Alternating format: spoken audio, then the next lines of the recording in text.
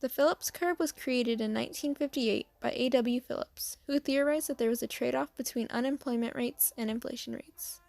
To be more specific, he concluded that increasing unemployment rates decrease inflation rates. The opposite is also true. Decreasing unemployment rates increase inflation rates. For example, if there is more demand for labor, workers will be able to create stronger unions. Eventually, they'll demand higher pay, which will result in higher production costs and higher prices later down the road, fueling inflation.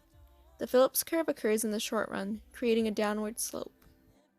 In 1970, the UK economy experienced stagflation, which is high unemployment and high inflation simultaneously, and economists began to doubt the accuracy of the Phillips curve.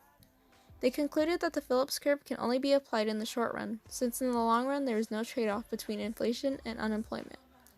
The long-run Phillips curve ends up being the vertical line at the natural rate of unemployment, where the rate of inflation does not affect unemployment. There are three main places the economy can be.